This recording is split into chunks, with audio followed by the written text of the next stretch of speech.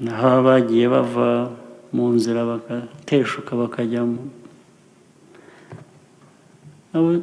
tuzajya duhora tubereka ko aho bashakira bagaruka, ariko bagomba kugarukana imico itandukanye niyo bajyanye.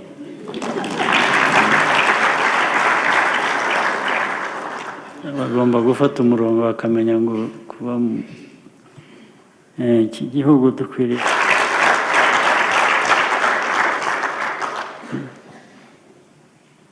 hari n'abazaga kubera ko badufatira mu buzima kuvuga ngo turabaha amafaranga ya development hanyuma ariko mugomba gukora ibi, tukabwira tuti nimuyasubirane aho mwayavanye. Babwo twaje tuyakeneye bose, amafaranga yo turayakeneye, ariko amafaranga atwambura uburenganzira bwacu nimuyagumane. Niyo mpamvu nibi dukora ibi by'amajyambere, ibi bintu bigerwa, ndabwira mwebwe abanyarwanda,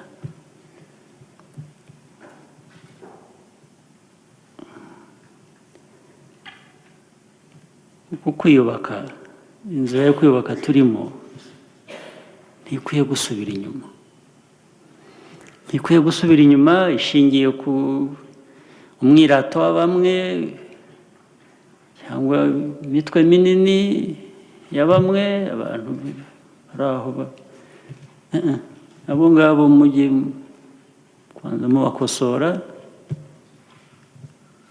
nibananirana buriya no kubashyira ku murongo birakunda. Dufite imbaraga zihagije, iyo turi hamwe ntawatunanira. Abigira ba kabutindi, kwigira kabutindi muri twebwe abantu dukwiye kuba dukorera hamwe, twumva tuzi icyo dushaka. Ubu ngubu yaturuka hehe cyangwa yaba ari inde ku kitu, ugomba kumushyira mu mwanya we.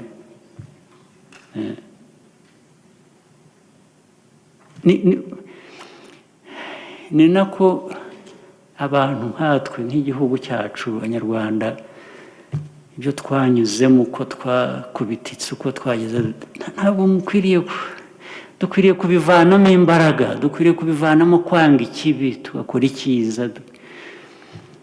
Tukwiye no kugira imbaraga zo guhangana n'ikibi. Ikibi gikwiriye kudutsinda ni iki? Ni ikihe? Gite? Abashaka kuba bonyine bakagira ibito byo mujye mubashyira iruhande, mubihorere. Ejo u Rwanda rutazongera kandi ntabwo byashoboka bikorwa n'umuntu umwe cyangwa babiri cyangwa batatu. Bishaka twese, imbaraga za twese, bishaka twese. Bishaka buri wese ko agira uruhare rwe, hanyuma byose tukabihuza, tukubaka nicyo kintu cyangombwa, bikaba umuco, tugakomeza umuco.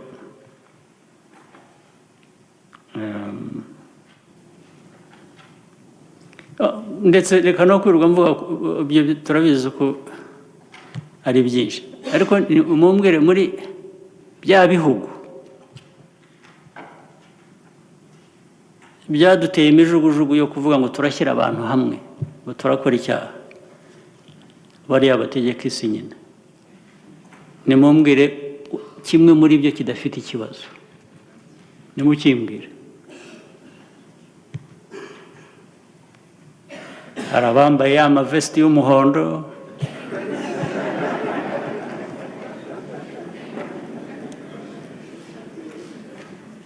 hari abandi babikora mu bundi buryo, hari abirirwa bavuga ngo no murashaka kuva mu muryango twagiyemo kandi murashaka kugaruka kuba igihugu cyanyu, muzi ibyitwa Brexit. aha wajya mu kinini cyane cy'imbaraga nyinshi, ibyo sinirwa mbitindaho.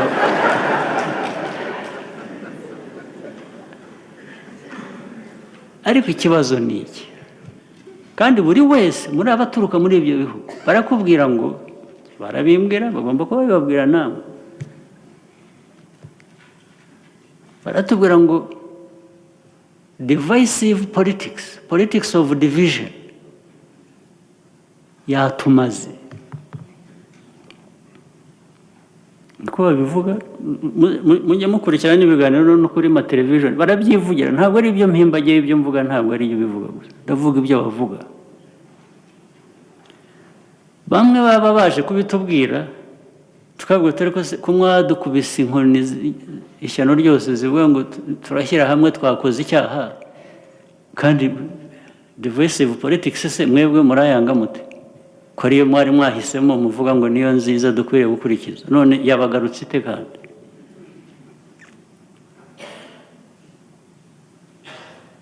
kubera ko politics nyine bamenyereye ni ya yindi nk'iyo twabanjemo, igira abahutu, abatutsi, abatwa, mukaryana, abantu bakajya ku mihanda bagatwika n'ibikorwa by'amajyambere bitariho, bagatwika n'akazu kari aho karyamye ku kandi,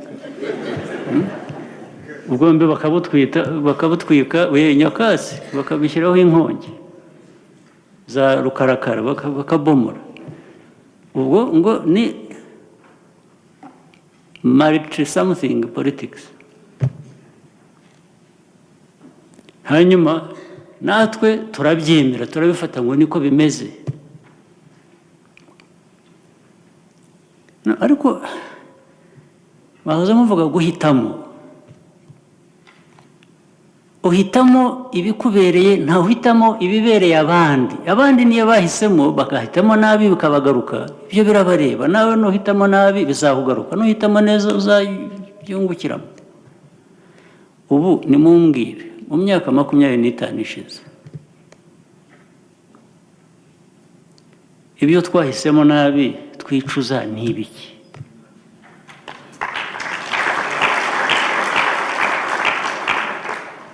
Nta nubwo bivuze ko turagera aho dushaka kujya, ashwi akazi karacyari kenshi pe. Ariko inzira ni nyabagendwa, ugenda uzi ngo aho bwira ugeze uhafite umutekano, nibucya urongera ugende, nibwira ucumbike, ariko ni ibintu uzi bifite umutekano muri iyo nzira. Ndi umunyarwanda rero, nicyo ngicyo bivuze. Uvuga ngo uko dutandukanye ko ariko kose, uko dutandukanye mu bitekerezo, uko dutandukanye, uko dusa, n'uko tureshya, n'uko twumva, n'iyi turacyari abanyarwanda bakwiriye kuba bakorera amahoro y'abanyarwanda. Twahuza dute ukuntu dutandukanye kugira ngo tuvanemo ikintu buri wese yibonamo yungukamo? Twabigenza dute?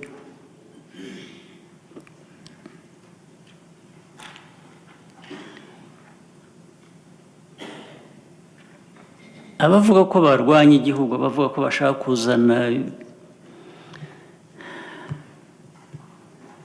ibyo bazana, ntabwo nzi ibyo ari byo giyewe.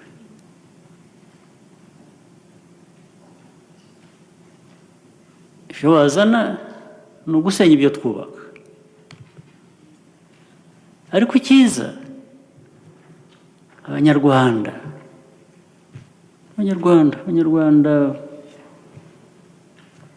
batishyiramo kuba ibitangaza kundi, bo barabyumva.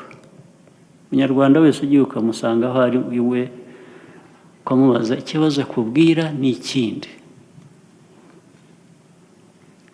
arashaka kuvurwa, arashaka kuba yagira umutekano akikorera icyo ashaka, agacuruza, umwana we akiga, akakora ibyo ashaka, yarangiza ndetse ukamuha umwanya wo guhitamo n'uwo ashaka ko amuyobora ku rwego rwa even n'urw'umudugudu, kuzamura ukagera aho ushaka kugera.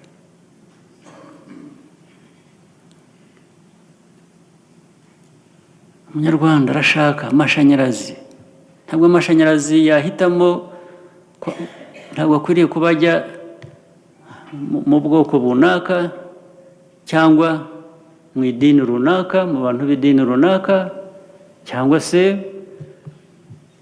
mu bafite amahirwe, bagize amahirwe bashoboye kwiga bakajya mu mashuri, bigasiga ababyeyi bacu cyangwa n'abandi bibereye mu cyaro bagerageza kubaho ubuzima busanzwe. Ntabwo ibyo ngibyo mu Rwanda, muri politiki y'u Rwanda ntabwo ariko bimeze. Rero wavuga ngo arashaka kurwanya u Rwanda kugira ngo we ahe abanyarwanda kubaho ubuzima ashaka kurusha ubwo bashaka cyangwa ubwo bafite babonye mu buryo busobanutse nk'ubwo bafite, iyo ntambara ntabwo ishobora gutsindwa, ntibishoboka, ntabwo byabaho, ntabwo bayitsinda nk'uko uwarwanye bamubwira ngo iwanyu haruzuye, abantu baruzuye ntufite aho ujya, inzira ishaka kujya iwanyu wahabujijwe, iyo ntambara iroroshye gutsinda. Urwana intambara kubera ko yabaye mu buzima aho yashakaga kugira uburenganzira buruta ubw'abandi, akagira ibyo atunze ndetse akongeraho no gutunga n'iby'abandi yihaye, ab'inda nini, ab'ibinyoma, ab'intashima, ab'intagondwa, iyo ntambara ntishobora gutsinda, ntawayitsinda. Mu bayirwanira, mu barwanira ibyo ntibashobora, nta na busa, ntibishoboka.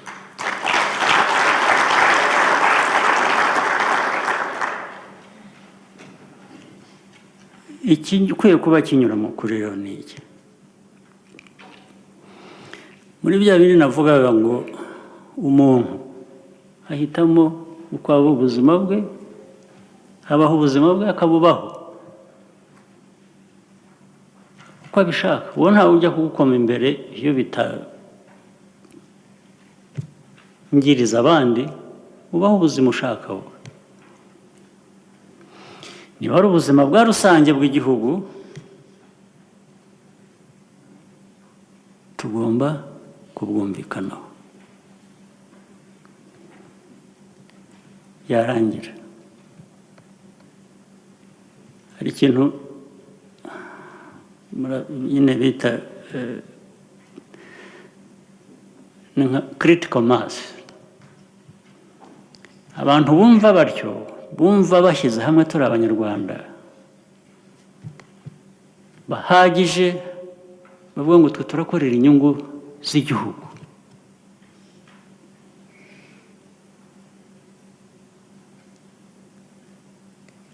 Simbona n'impamvu icya mbere bava ku ntego yo gukorera iki gihugu, icya kabiri bakwemera bate gutsindwa n'abatagendera ku kuri nk'abo ngabo bashaka kwangiza gusa. Niba rero muri ndi umunyarwanda tumaze kubaka iyo critical mass ndetse bikaba binarenze, politiki y'igihugu abanyarwanda bagenderaho cyangwa bibonamo bisangamo irimo ibintu bibiri bitandukanye na bya bintu navugaga. Iyo ari ibintu bireba abanyarwanda, abantu, people centered, ibintu bireba abantu, ibyo navugaga twahereho twebwe kera. Naho ibibazo ibihugu navuze bifite ibibazo ntabwo byarebye abantu, ahubwo nicyo kibazo bahanganye nacyo. Ubu bariho barasubiza uwo mwenda. Biriya byose ubona by'imyigaragambyo n'uburakari n'iki, ni abantu babaza ngo tubeshye kuva kera, tubaha uburenganzira, ibintu byose mushaka turabatora, turabakurikira, turabayoboka, murangije murimenya igihugu cyose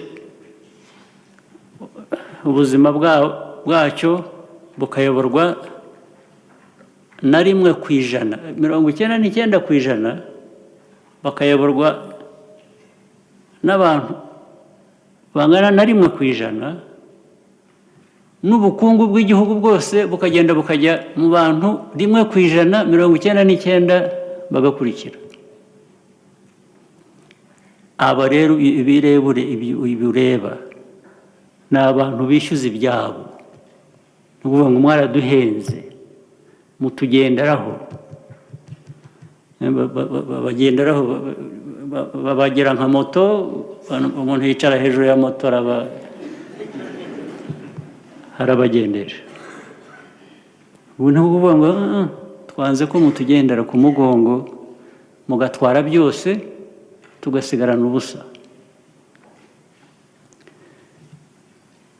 Igihe turi kuri uyu murongo rero, kuri uyu murongo ureba abantu, utekereza abantu, ubazana niba hari ababa tumenya ko basigaye hanze tukabazanamo nabo, buri muntu wese agomba kugira amahirwe, buri wese agomba kugira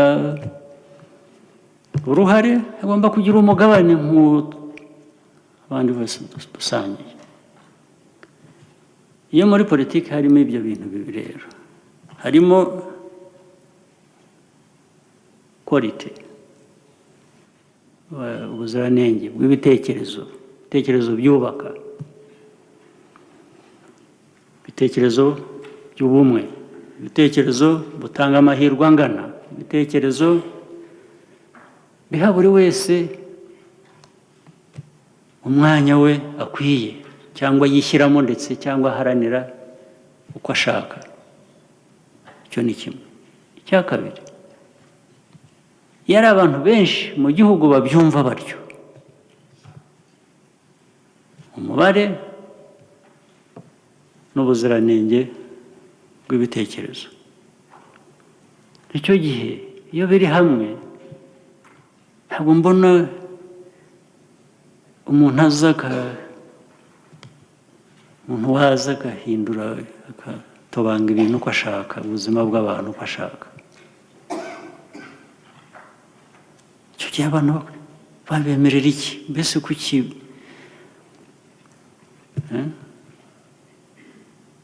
kuki umunyacyaha cyangwa ukora nabi ari we utsinda mu bantu benshi, mukareba gusa umuntu umujura, umwicanyi,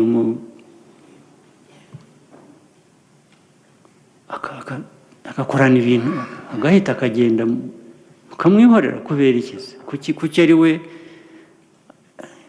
kuki aba afite abatekereza ibintu bizima atari bo batsinda? ni ukubera iki?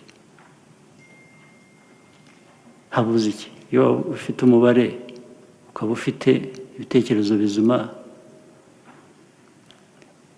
kuki umuntu yaza yaba ari hano yaba ari hanze? Nicyo twimye ibyo bihugu navugaga bimwe bikomeye byashatse kudutobanga hano, turabangira, turabananira rwose.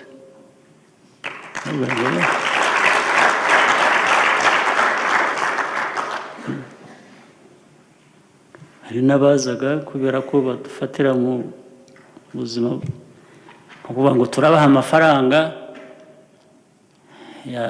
ya development hanyuma ariko mugomba gukora ibi tukabwo nimuyasubirane aho mwayavanye ahubwo twaje tuyakeneye bose amafaranga yo turayakeneye ariko amafaranga atwambura uburenganzira bwacu nimuyagumane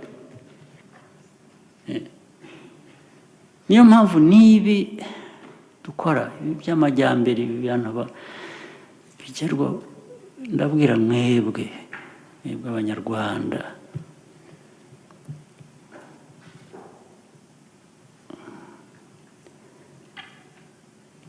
uko kwiyubaka inzira yo kwiyubaka turimo ntikwiye gusubira inyuma ntikwiye gusubira inyuma ishingiye ku umwirato wa bamwe cyangwa imitwe minini ya bamwe abantu bari aho abo ngabo mujye kwanza mubakosora nibananirana buriya no kubashyira ku murongo birakunda dufite imbaraga zihagije iyo turi hamwe ntawatunanira abigira ba kabutindi kwigira kabutindi muri twebwe abantu dukwiye kuba dukorera hamwe twumva tuzi icyo dushaka ubu ngubu yaturuka hehe cyangwa yaba arinde ku kitu ugomba kumushyira mu mwanya we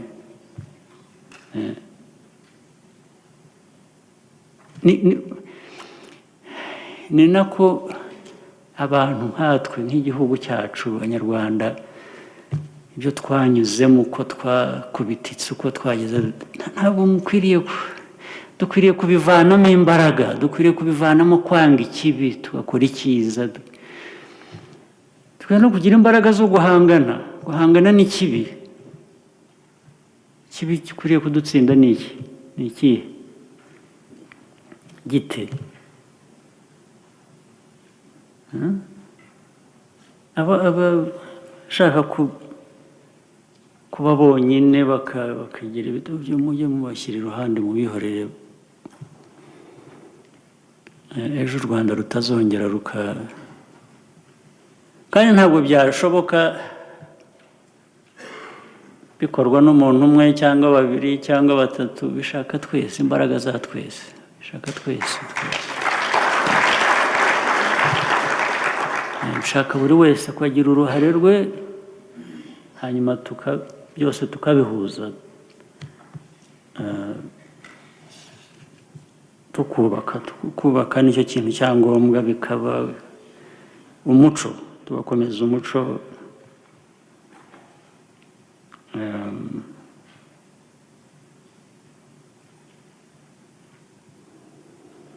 naho bagiye bava mu nzira bagateshuka bakajyamo tuzajya duhora tubereka ko aho bashakira bagaruka ariko bagomba kugarukana imico itandukanye niyo bajyanye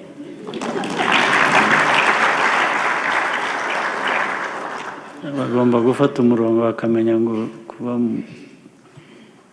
iki gihugu dukwiriye